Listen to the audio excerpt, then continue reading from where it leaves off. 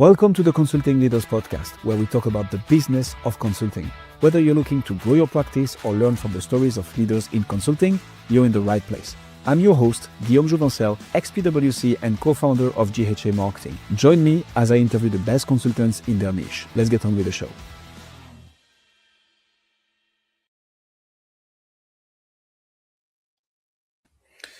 Alex, welcome to Consulting Leaders. Happy to have you. Thank you. Welcome. So, what's the more or less short version of you going from emergency services, and VR, AR into running experience innovation as a transformation consulting business?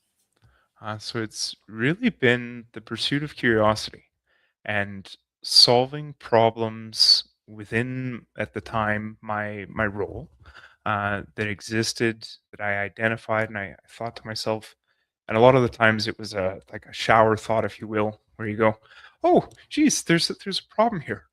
We could solve that a lot better. And here's a piece of technology that would actually allow us to do that. Let's do that." And what's the thing that stops us from doing that? And asking that question, and that's been the basis of really my whole career.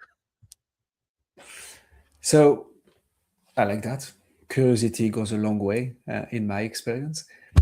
What's the problem that you solve now? For what outcome? What is it that you help people with? It's a great question. So a lot of what we do is management. Um, we are a transformation consultancy. We have some innovation workshops that we run and we provide, but the core offering of what we do is we help you successfully manage and mitigate change within complex adaptive ecosystems, aka your organization. And a big part of that, thinking about how do we help express that when we talk to clients, it usually comes in the form of, I ask the question, what was the last change in your organization you tried to make, and how did it go? And if the question is, well, it didn't land, it wasn't this, or we didn't get the results we were expecting, I then lead into a conversation around, well, let's talk about the people side. Yeah. What about the people? Did you support? Did you engage them? How did you support that change? And we go from there. So, how do you do that? How do you help people support that change? Really, it's about starting with the leaders and helping them understand that change isn't something that comes at the end of an engagement, but really has to be baked into day one. You have to, even if you're not crystal clear on what's going to change down the road, being able to engage the leaders and ask the question, when this goes live, whatever this is, what is going to change in the way that your people work, in the processes that they follow, the business processes that are being executed? What has to change?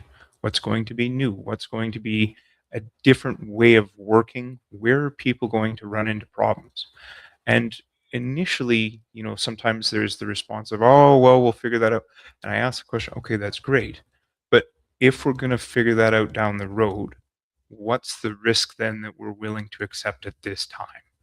Basic project management 101 type thing questions, but it's bringing it back to the basics and then tying that into, you're doing a project possibly in the 7, 8, 9-figure range, and you don't want to invest the time right now to think about what needs to go live or what needs to change to make this go live. Let's talk about that. How come? What's the rush? And as you start to unpack that and the dialogue starts to form, all of a sudden executives especially go, "Oh, well, what about this?" And, "Oh, we have to change this." Yeah, we do. Let's jot all that down. Let's put it on a whiteboard per se. And then let's start to cluster it. What are the things? Oh, that's a human change. Oh, that's a process change. Oh, this is a systems change. This is actually going to impact multiple functions within the organization. Oh, has anyone talked to that team? Oh, we haven't talked to them yet? Okay, let's get them in the next session then. It really is that snowball effect. And at the same time, creating a safe space. And we do this largely through interviews, one-to-one, where we'll sit down with folks and we'll say, you've got 15 to 30 minutes. Tell us what's going on. Tell us about the challenges you're having. And then we started utilizing AI, be able to, at scale, analyze and then synthesize and present back in different visual formats. Here's the challenges, here's the pain points, here's the fears, here's the hesitation, here's what people are saying. Mm-hmm. We take and anomalize that. So it's not Alex is saying this or G is saying this. It's here's what we're hearing across the organization or the department. Here are the fears, here are the concerns. Here's getting people engaged early, how we can start to mitigate some of these risks. Mm-hmm. I like that. And it sounds like this is going to take multiple stakeholders, management, and alignment at the same time. So who would you say is your ideal client right now, and who is it that you're trying to get into the room with so that you can trigger that change and support that change? So we work largely with organizations across a number of verticals, anywhere from nonprofits through to casinos and regulated gambling associations or gambling establishments, Mhm. hotels. We've worked with automotive OEMs. Really, it's the common theme is around journey management or customer and experience management, customer and employee experience management, Mhm. and making changes, whether it be technology or process, or that improve the customer or employee experience at that organization. Mm. The people we're usually working with are director, vice president level, and they generally come to us thinking about things from a process improvement or a continuous improvement perspective, and changes, this, oh yeah, we'll get to that, we'll come to that'll be something that we'll deal with when we're ready to go live. Mhm. And we instead, as part of our assessment and discovery process, work with them to help prioritize the actions of, okay, let's actually help your team understand the impact. Mhm. They may not have a vote on whether this change happens, but get them engaged early. Get their feedback, hear their opinion, get their hear and understand what their pain points are, their fears and concerns, and then put a plan in place as part of your rollout that you're addressing those. And also through those conversations and through that visualization that I talked about, especially when you put a cluster map together and you say, well, here's the pain points we're hearing. And you're able to say, there's a lack of training, and based on frequency, you're seeing this blow up, and it's quite frequent. So we're able to blow that up, and you open that up, and all of a sudden, here's all the subwords that are attached to that. The executive goes, "Oh, well, people are concerned about the training for this.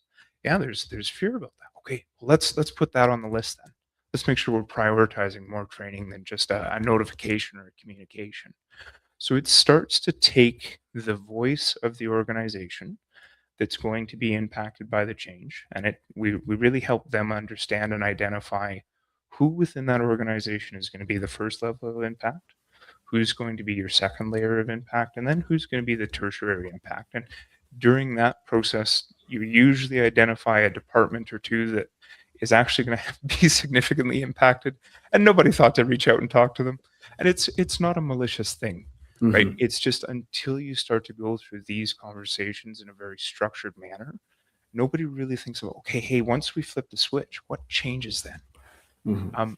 And in that process, that then enables us to talk to the right stakeholders, get people engaged, get them excited. Mhm. Because a lot of times people come out of these sessions and they go, thank you. Thank you for engaging me now versus 9 months from now. Mm. Yeah, you're welcome. That's what we do. So, I mean, I like this. Let's go a little bit deeper into, because there are multiple people involved in here. So, Of course. who is it that you're targeting? Like, what industry, what type of company, what size, what stage of the problem? And then we can break down who you're actually working with, Mm-hmm. who's making the decision of hiring you, Mm-hmm. who's in charge of, like, Alex is the guy I want to work with for my team. So let's start at the top. Like, At the macro. Absolutely. yeah, who is it that you're targeting in terms of company size, industry? Who's the ICP? So these days, entertainment venues and sports stadiums would be a perfect example. That's pretty We cool. want to work with directors and vice presidents. They're generally going to be leading the event operations function, though some of the key metrics that they're really going to care about are the customer and employee experience scores that they're receiving at the end of the year.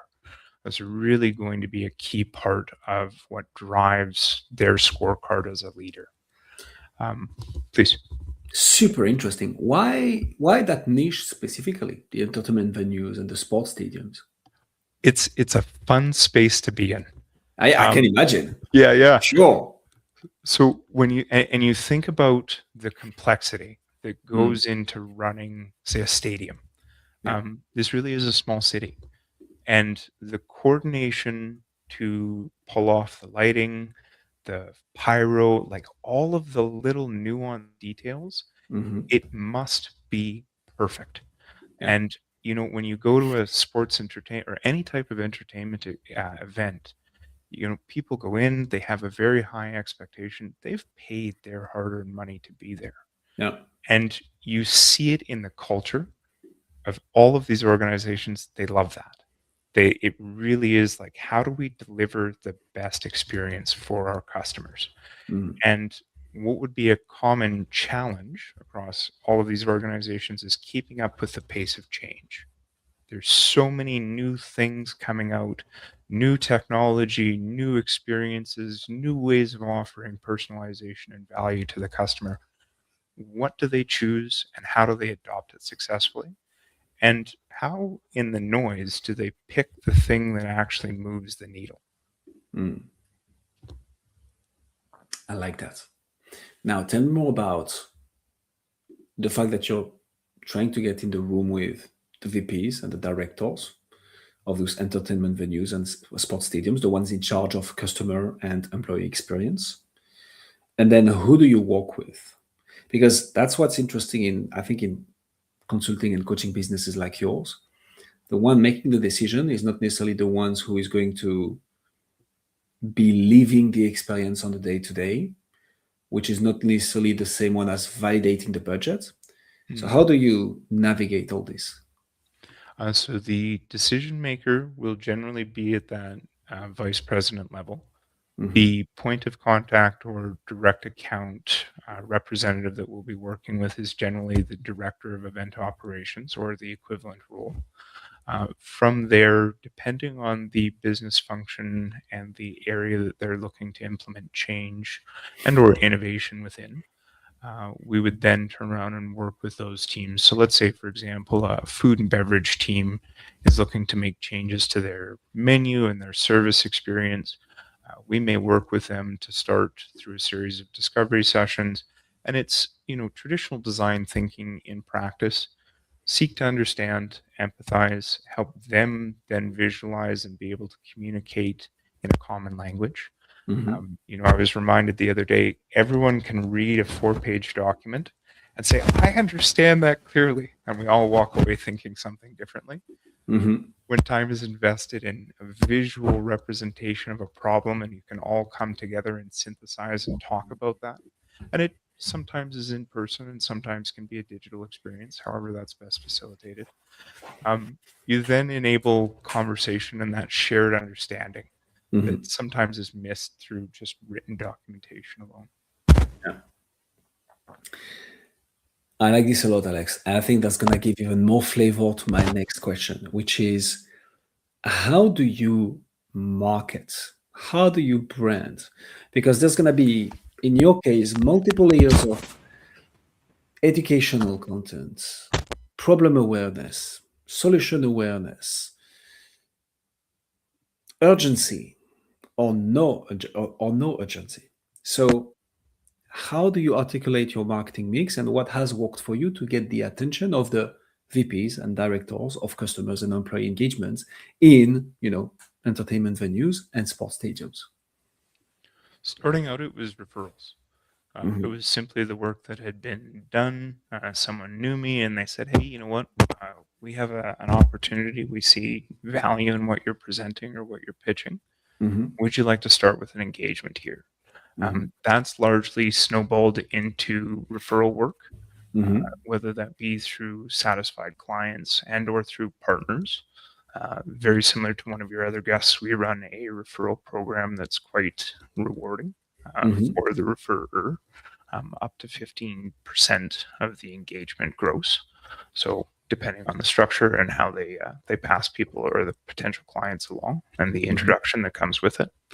And then, of course, for us going into 2026 and beyond, we're looking at our marketing mix and we're starting to think about content. Now that we've had a couple of years of practice and we have case studies and stories to tell that demonstrate results, starting to think about how we codify that and actually turn that into an interactive experience. To give you a sneak peek of that, one of the things we're thinking about is an AI agent that you can go and chat with and say, well, nice case study, but how would this actually apply to my organization? Yeah. How would this start to look within my venue or my stadium? Well, like this. And you give some inputs and you start to be able to have a conversation interactively with an AI agent that would then provide you with a light version of here's 3 to 5 things you could go look at. And if you're interested, reach out. We'd be happy to continue the conversation with you from there. A lot of our intent is to enable customers or potential clients to self-educate and to have an interactive experience in which they start to see the value of starting to address and solve these problems without it being something that is a hard pitch or a hard sell. And one of our tactics in terms of our sales process is that we almost always start with an assessment. It's a week to 4 weeks, depending on the size of your organization and availability of your staff. And let's sit down with a lightning fast assessment, get the key stakeholders back in the room and say, okay, a week to 4 weeks ago, we all got together. You told us we thought the problem was X. We went and we did an initial assessment. We looked both at your data and at your organization. And some of this is simple observation. Some of this is interviews. Some of this is looking at data and analysis. And of course, leveraging AI, we're able to accelerate a lot of what would have traditionally taken a small team of people 2 to 6 weeks is now being done by one person with a team of agents supporting that individual. So we have a dedicated analyst on the team, and that analyst has 5 sub-agents that we've built for them. And then they would turn around and handle majority of the data analysis. We have another person who tackles the interviews, and then we have a third person who handles in-person observations of the space, what's happening, what are the pain points that they're seeing in terms of the customer experience in real time. And then we bring all that together, and we're able to use a tool actually we just recently experimented with was Google Nano Banana, and starting to create infographics, taking the data and saying, here, let's create a visual of this that we can then print, send it to Staples, got Staples to blow it up to size, and we put it up on the wall. And we invited the client in the workshop, and we said, here's the stickies. Here's the journey map that we've created in real time with your data. Here's what we thought it was based on what you provided us 4 weeks ago. Let's talk about it. And the pure excitement when we came into the room and people were able to look at this and go, oh, wait a second, we recognize that. But yeah, and here's how we got to this. Here's the process we walked through. And the excitement and the shift in tone of, oh, that's everything we've talked about. Yes, it is. It's all in real time. Not real time, but the feedback loop and the pace of delivery is so much faster now, leveraging AI for the different parts of the delivery experience. It's incredible. So I like this, and that's just such a good practical real life case study of how to leverage AI in your consulting business. That's further down the road into delivery, right, and potential retention, which we're going to get to as well. Get me back to your marketing mix for now. So referrals. How did you decide on the next thing to implement in terms of marketing? Because referrals only takes you so far, right? And it's the way to start in B2B coaching and consulting. For me, and I've been there, you do a good work, you get people to talk about you, and they send you more clients. And that's the right way to have an idea on whether you're bringing value as a consultant or not. But then once you want to grow, once you want to scale, you usually need to plug in 1, 2 acquisition channels. For you, how have you chosen that, especially with the strategy that you have around putting content out there, making people able to self-educate, right, on your topic, and having that exchange, which is going to be built on value from the get-go. But before that, they need to have something to feed on, right? So how have you chosen your marketing mix, and why is that? I went and asked my clients. Okay. I said, how, A, did you find us? Mm-hmm. And tell me about 3 things you did before you talked to us. Yeah. And the answer was almost always, I was reading a blog article on X. I Mm-hmm. then went and found a podcast or a webinar on Y. Mm-hmm. And then I started looking for local companies on Google, because at this point it was still pre-Chat GPT. And we found you.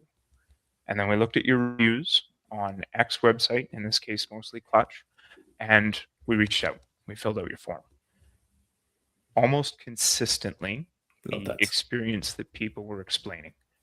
What I then started to ask was, what were the things you were searching for and what were you reading about? And do you have any of those articles? Could you share them with me? Mm-hmm. Common themes were almost always lean, continuous improvement, process improvement, and transformation. And then there was the interesting outlier of, as an afterthought, how do I get my project to successfully get adopted? Mm-hmm. And it was that little nugget that it was like, okay, that's the piece that we're going to focus on. And if I may, one of the pieces that Please. we're working on, so that we talked about that AI agent where you can self-educate. Mm-hmm. The other piece is building, and we're going to be launching it next month in January. We've been using it this year, is a change simulator. So again, using ChatGPT, we built a change agent where you can actually go in and give it some generic ideas or information about Mm-hmm. scenario, pick stakeholder. And what we've done is I'll show you here, we've got personas on cards, and then I there's like that. scenarios. So this is actually something that clients can take and they can run, and they can say, hey, this is my scenario. These are my different stakeholders. This is the way I want to try and approach this change. And Mm-hmm. it'll run it and it'll simulate it, and it'll, up to, in certain cases, run a full Monte Carlo, and it'll say, this doesn't work. Here's Mm-hmm. why. Based on what you've told us, here's the challenge. And one of the pieces of feedback we heard from clients when I was talking to them and doing this interview around what would be the thing that would attract you, Mm-hmm. they all consistently said, if we could try this, we probably wouldn't even interview you. We'd just turn around and write you a check. And I was like, Right. really? That's the thing? And they go, yeah, because all of a sudden for us, we can start to simulate change. We can start Mm-hmm. to play with it in a no impact, no risk environment. And we don't have to give it specific information about our organization. We can pick from the scenarios you've given, the Mm-hmm. personas you've already built out, and we can just play with that. And I've heard this mostly from the executive level. People who are more in the trenches, the managers, the direct frontline contributors, they don't, they like the tool. They thought it was fun, but did Yeah. they see the value as much? No.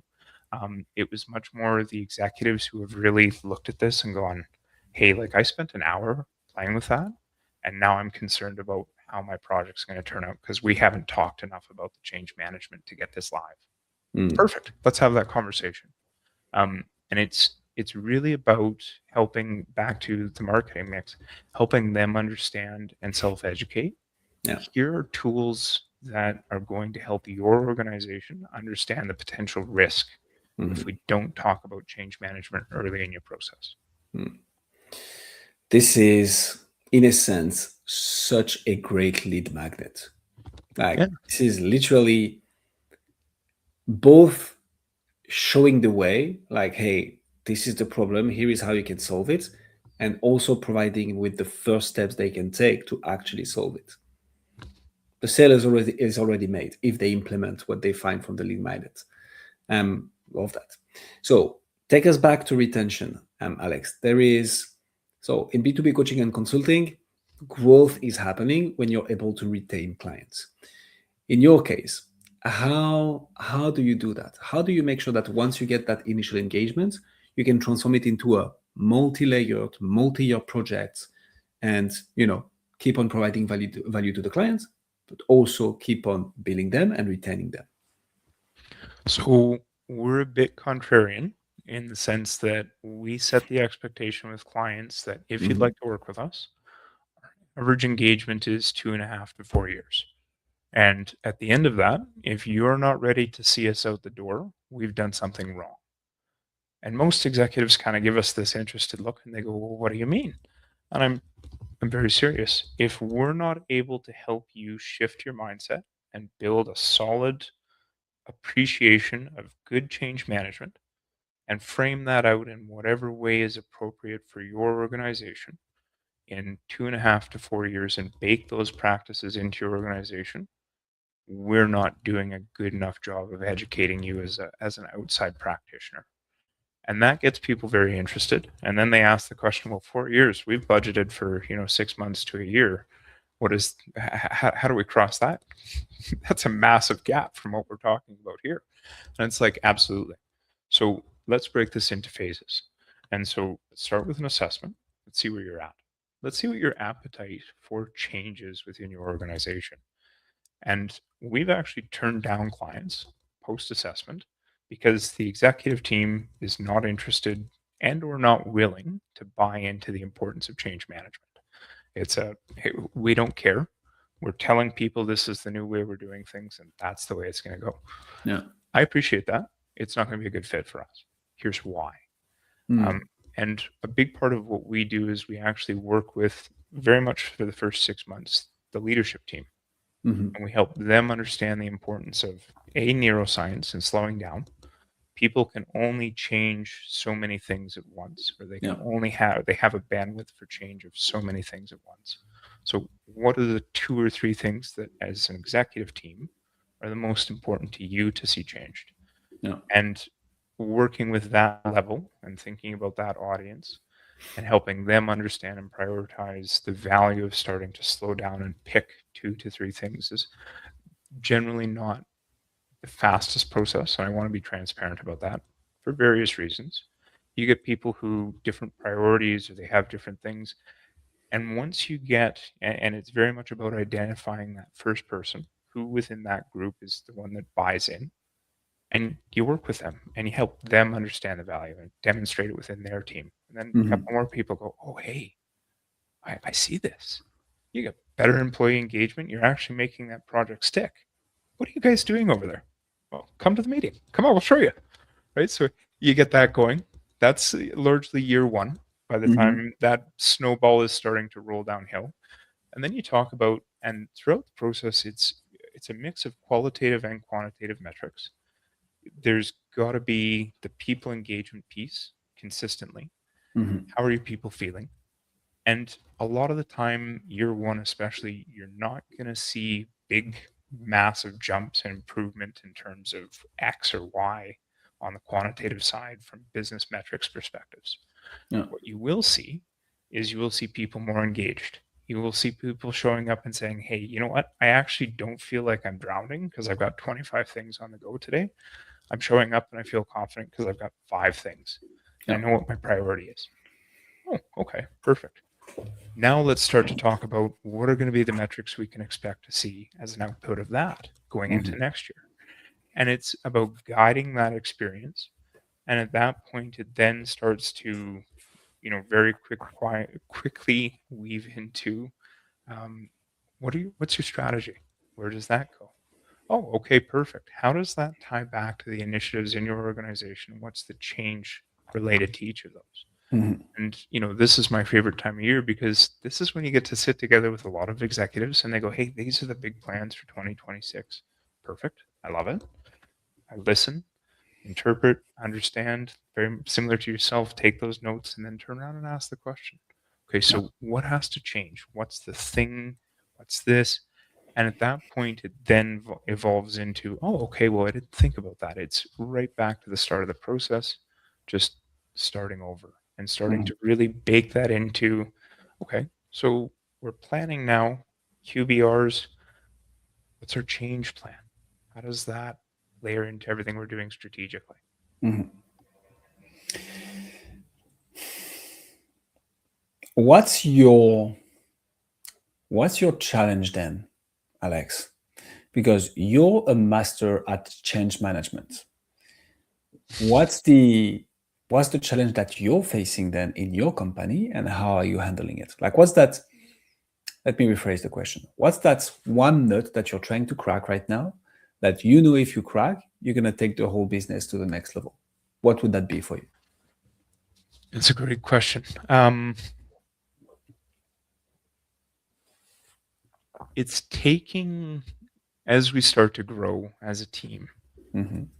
When I was a solo practitioner, it was very easy to adapt and be able to respond. And, oh, a client needs it. Got you. No problem.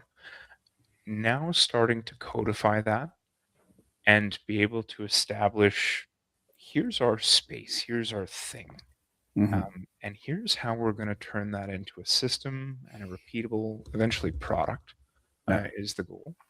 And how do we then layer in artificial intelligence in various forms, not with the intent of replacing people, but as I shared earlier, we have an analyst. He's a very senior member of the team, brings more than 20 years of experience. And when we talked to him about his vision for AI, he said, well, I got these 5 things that I hate doing. Like, it's just, I don't like doing them. Okay, perfect. Let's build an agent for that. Mm-hmm. You still have to check the outputs. You're still responsible and accountable for what we're presenting. It's ultimately going to be your work, but here's how we're going to build AI around that. For us, it's now starting to narrow that down even more and being able to say, okay, what's that one thing? As we talked about, and you've heard in my explanation of our services, it's broad and expansive, and it works because it's very much Alex is here with a small team. But now, how do we start to scale that? And I think that's the question as a team we're still working through. Yeah. I would love to tell you I have this solid answer and it's all well laid out, but the reality is, progress. yeah, it's exactly that. And it's interesting, as we've thought about that question, we've come back to the drawing board a couple times, and we've really gotten stuck on what is the next 5 years of service delivery and consulting look like. And it's not stuck in the sense that we're not going to move forward, but stuck in the sense that, we're asking the question of, is there a tipping point at which people feel they can just replace us as consultants with an AI program? Yeah. Or do we build ourselves out of a job by building agents that are capable of simulating change? Or, all these, and I don't want to say existential questions come up, but they've been questions that the team has brought up and we've asking. given, right? Like, and worth unpacking. So it's a work in progress, and I've heard that not just in our firm, but in other firms as well. Alex Jackson, ladies and gentlemen. Alex, if people want to find out more about you, see what you do, where should they go? LinkedIn is probably the best place to connect with me. I've been rather quiet this year, but that'll change going into next year, I hope. And then, of course, visit us on our website, experienceinnovation.consulting. Well, we'll put all the links in the description. And I see we are already connected on LinkedIn. So you've gained at least one connection from this interview, Alex. Thank you so much for coming on Consulting Leaders. Love it. Thank you so much for having me. Thanks for joining us on this episode of the Consulting Leaders Podcast. We hope you learned valuable lessons on how to grow your practice and take your business to the next level. Make sure to subscribe and leave us a review wherever you're listening to this show so you never miss an episode. To apply and be a guest on the show, click the link in the description. See you next time.